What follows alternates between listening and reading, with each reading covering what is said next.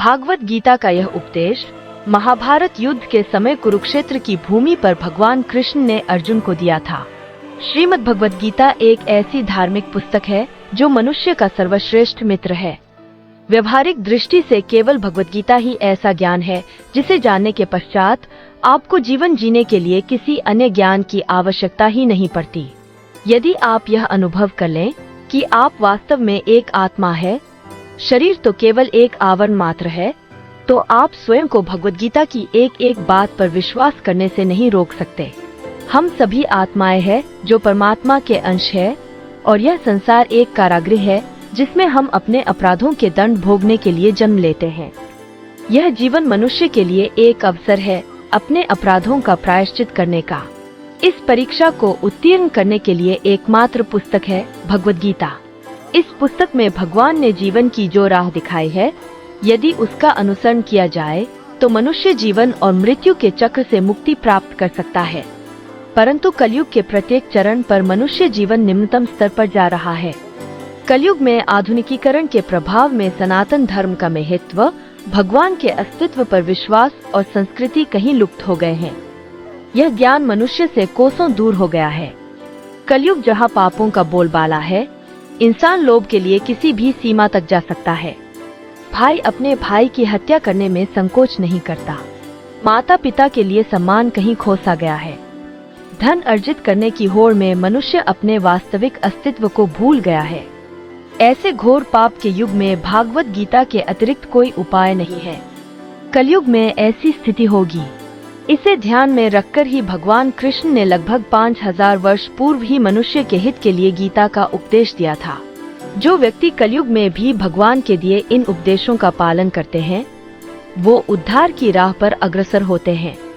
कुल 18 अध्याय में 720 लोगों के माध्यम से भगवान ने जीवन का ऐसा रहस्य बताया है जिसे जानने के पश्चात मनुष्य को ऐसी संतुष्टि और प्रसन्नता प्राप्त होती है जो संसार में कहीं भी नहीं मिल सकती। भगवान को कैसे प्राप्त करें, यह राह भी भगवत गीता आपको बताती है।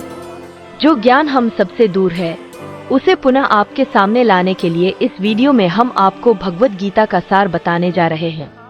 भगवत गीता के सभी महत्वपूर्ण तथ्य इस वीडियो में आपको बताए जाएंगे। यदि आप इस पुस्तक को ठीक से समझना चाहते हैं तो वीडियो को पूरा देखिए। आत्मा और परमात्मा का संबंध क्या है? जीवन में मनुष्य का क्या उद्देश्य है? इस संसार में मनुष्य ने क्यों जन्म लिया है? ऐसा क्या है भगवत गीता में जो मनुष्य का भगवान से योग करा देता है और जीवन एवं मृत्यु के चक्र से मुक्ति दिला देता है? आइए जानते हैं इस वीडियो के माध्यम से। भगवत गीता के अंतिम श्लोक में संजय ने कहा है कि जहाँ योगेश्वर श्री कृष्ण है और जहाँ गांडीव धनुषधारी अर्जुन है, वहीं पर श्री विजय, विभूति और धर्म है। महाभारत में जब भगवान कृष्ण ने अर्जुन को उसका धर्म समझते हुए अपने ही भाइयों का वध करने के लिए कहा, तब अर्जुन किंकर्तव्य विमुख हो गए और उन्होंने युद्ध करने से मना कर दिया। उन्होंने कहा, अपने ही भाइयों को कैसे मार सकता हूँ? तब भगवान ने जीवन की वास्तविकता बताते हुए और धर्म का अर्थ बताते हुए अर्जुन को अपना वास्तविक रूप दिखाया।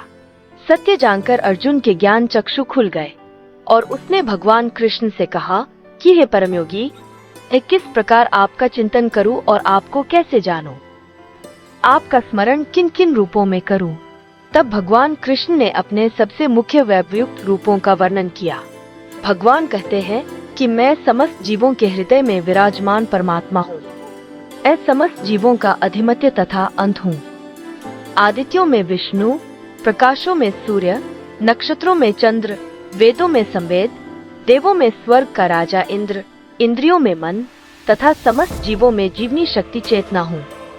रुद्रों में शिव, यक्ष तथा राक्षसों में संपत्ति का देवता कुबेर, वसुओं में अग्नि, पर्वतों में मेरु, पुरोहितों में बृहस्पति, सेनानायकों में कार्तिकेय और जलाशयों में समुद्र हूँ।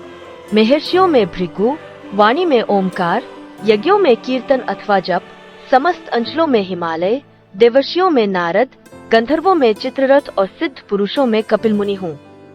घोड़ों में उच्चैश्रवा, गजराजों में ऐरावत, मनुष्यों में राजा, हथियारों में वज्र, गायों में सुरभि, संतति उत्पत्ति के कारणों में प्रेम का देवता कामदेव और सर्पों में वासुकी हूँ।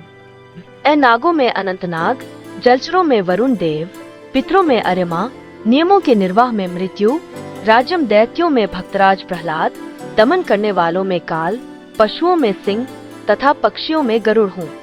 समस्त पवित्र करने वालों में वायु, शस्त्रधारियों में राम, मछलियों में मगर, नदियों में गंगा, समस्त विद्याओं में अध्यात्म विद्या और तर्कशास्त्रियों में निर्णायक सत्य हूँ। आकारों में द्वंद्व हूँ। ए शाश्वत काल हूँ, ए ब्रह्मा हूँ, ए सर्वभक्षी मृत्यु हूँ, ए ही सबको उत्पन्न करने वाला हूँ।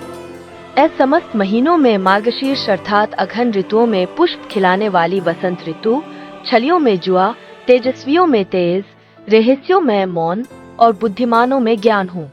जो भी इस संसार में व्याप्त है वो मेरा एक अंश मात्र है। ए समस्त सृष्टि का जनक बीज हूँ। कोई भी चक्र या चक्र प्राणी मेरे बिना नहीं रह सकता। सारा ऐश्वर्य, सौंदर्य तथा तेजस्वी सृष्टियाँ मेरे तेज के मात्र से ही उद्भूत है।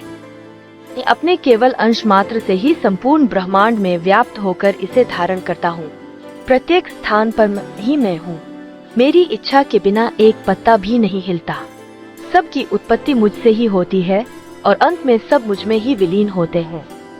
ऐसा सुनकर अर्जुन ने विनती करते हुए कहा कि मैं देखना चाहता हूँ कि आप इस दृश्य जगत में किस प्रकार प्रविष्ट है। मैं आपके विश्वरूप के दर्शन करना चाहता हूँ। तब भगवान कृष्ण ने अर्जुन को विश्वरूप देखने हेतु दिव्य नेत्र प्रदान किए। अर्जुन ने इस रूप में असंख्य मुख, असंख्य नेत्र तथा असंख्य आश्चर्यमय दृश्य देखे। यह रूप अनेक दैवीय आभूषणों से अलंकृत था और अनेक दैवीय हथियार धारण किए हुए था। भगवान का यह स्वरूप आश्चर्यचकित करने वाला तेज में असीम और सर्वत्र व्याप्त था। इस प्रकार अर्जुन भगवान के इस विश्वरूप से एक स्थान पर ही हजारों भागों में विभक्त ब्रह्मांड के अनंत अंशों के दर्शन कर सके। अर्जुन ने हाथ जोड़कर भगवान से प्रार्थना की और कहा, आपके शरीर में सारे देवताओं तथा अन्य विविध जीवों को एक साथ देख रहा हूँ। ए कमल पर विराजित ब्रह्मा, शिव जी, समस्त ऋषियों एवं दिव्य सिरों को देख रहा हूँ। आपके शरीर में अनगिनत हाथ, पेट, नेत्र और मुख्य देख रहा हूँ जिनका कोई अंत नहीं है। आप में अंत दिखता है, ना मध्य और ना ही आदि। आप ही परम है। आप इस ब्रह्मांड के परम आधार है। आप अपव्यय तथा पुराण पुरुष है। आप ही सनातन धर्म के पालक है। आपका यश अनंत है। हे योगेश्वर, आपकी आसन भुजाएं हैं। सूर्य तथा चंद्रमा आपकी आंखें हैं। आपके मुख में प्रज्वलित अग्नि निकलती और आपके तेज से संपूर्ण ब्रह्मांड को जलते हुए देख रहा हूँ। भगवत गीता में भगवान कहते हैं कि यदि मेरी शरण में आना चाहते हो तो इस जीवन को मेरी भक्ति के लिए उपयोग करो। मेरे भक्ति तुम शरीर नहीं अपितु आत्मा के माध्यम से ही कर सकते हो। जिस प्रकार शरीर को दुरुस्त रखने के लिए खाने की आवश्यकता है, उसी प्रकार आत्मा को दुरुस्त रखने के लिए मेरी भक्ति की आवश्यकता है। जब तक तुम इस भ्रम में रहोगे कि तुम एक शरीर हो, तब तक तुम मुझ तक नहीं पहुंच सकते। जब तुम्हें यह ज्ञान हो जाएगा कि तुम शरीर नहीं अपितु एक आत्मा हो, तब तो मेरे द्वारा दिया गया यह ज्ञान अर्जित करने के और मेरे भक्ति करने के योग्य होंगे, और तब तुम्हें मेरी शरण में आने से कोई नहीं रोक सकता। इस संसार में जो भी तुम छूते हो, चखते हो, देखते हो, अनुभव करते हो, वो सब मेरी ही रचना है, परंतु मैं स्वयं इन सबसे परे हूँ। इस संसार में अपनी इंद्रियों के माध्यम से तुम जो भी अनुभव करते हो, उससे आत्मा का कोई संबंध नहीं है। भगवान कहते हैं कि आत्मा को कोई नहीं मार सकता। इस संदर्भ में भगवत गीता का एक श्लोक है, नैनं छिन्दन्ति शस्त्राणि नैनं दहति पावक न चैनं क्लेदन्त्यापो न शोष्यति मारुता। अर्थात इस आत्मा को शस्त्र नहीं काट सकते, इसको आग नहीं जला सकती, इसको जल नहीं गला सकता और ना ही वायु सुखा सकती है। भगवत गीता में भगवान ने कहा है कि मनुष्य जीवन एक ऐसा अवसर है जब व्यक्ति स्वयं की आत्मा को परमात्मा में विलीन कर सकता है, और केवल भक्ति के द्वारा ही यह संभव है। इसलिए कहा जाता है कि मनुष्य का जन्म प्राप्त करना सौभाग्य की बात है। 84 लाख योनियों में जन्म लेने के पश्चात मनुष्य जन्म प्राप्त होता है। इस जन्म में भी मनुष्य की परीक्षा भिन्न भिन्न प्रकार से होती है। जैसे माया के चक्रव्यूह में फंसकर व्यक्ति केवल लोभ, असत्य, विचार, जुआ आदि की ओर आकर्षित होता है और अपना परमात्मा के साथ संबंध भूल जाता है। आत्मा का परमात्मा के साथ संबंध ही स्थायी है। सभी सांसारिक संबंध जैसे माता, पिता, भाई, बहन, पति, पत्नी, संतान और अन्य संबंध अस्थायी है, अर्थात केवल एक जन तक ही सीमित है। जैसे ही आत्मा दूसरा शरीर धारण करती है, सभी संबंध बदल जाते हैं। भगवान कहते हैं कि आत्मा का स्वभाव सच्चित आनंद है, अर्थात सदैव आनंदित रहना। आत्मा इस दुनिया के दुख, सुख आदि से प्रभावित नहीं होती। मनुष्य जीवन के 4 स्तंभों धर्म, अर्थ, काम और मोक्ष का ज्ञान जिस व्यक्ति को हो जाता है, उसे इस संसार से मुक्ति मिलना निश्चित है। धर्म का अर्थ भगवान भागवत गीता में विस्तृत रूप से बताते हैं। हिंदू, मुस्लिम, सिख, ईसाई आदि धर्म नहीं है, अपितु मनुष्य को कर्म करते हुए जीवन कैसे जीना है, जीवन का सदुपयोग कैसे करना है। शास्त्रों में उल्लेखनीय नियमों का पालन करते हुए जीवन व्यतीत करना ही धर्म है। अर्थ का संबंध है, इस संसार में आत्मा अपने अस्तित्व का अर्थ समझे। इस संसार में रहकर सभी संबंध निभाते हुए, कर्तव्य करते हुए और सांसारिक जीवन का सुख भोगते हुए इस जीवन रूपी गुत्थी को सुलझाकर स्वयं को परमात्मा से जोड़ने का कार्य करें। तीसरा स्तंभ है काम। भगवान कृष्ण ने गीता में कहा है कि प्रत्येक मनुष्य काम, क्रोध, मोह, लोभ, ईर्ष्या और अहंकार से पीड़ित है।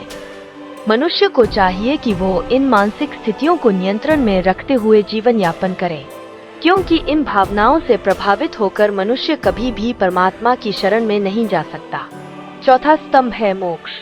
जब तक मनुष्य इच्छाओं का त्याग नहीं करेगा, तब तक मोक्ष के द्वार तक पहुंचना असंभव है।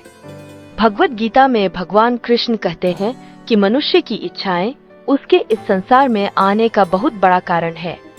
यदि मनुष्य लोभ इच्छाएं, अहम आदि का त्याग कर एक सादा जीवन व्यतीत करें और सभी नियमों का पालन करते हुए मेरी भक्ति में लीन हो जाए, तो आत्मा को मोक्ष अवश्य प्राप्त होगा।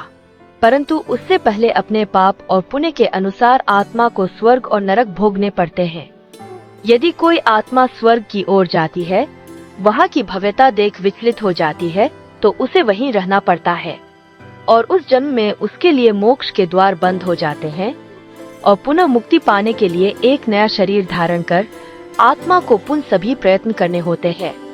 जहाँ भी किसी इच्छा या लोभ ने जन्म लिया, वहीं पूरी मेहनत पर पानी फिर जाता है और दोबारा जन्म लेकर परमात्मा तक पहुँचने के रास्ते खोजने होते हैं।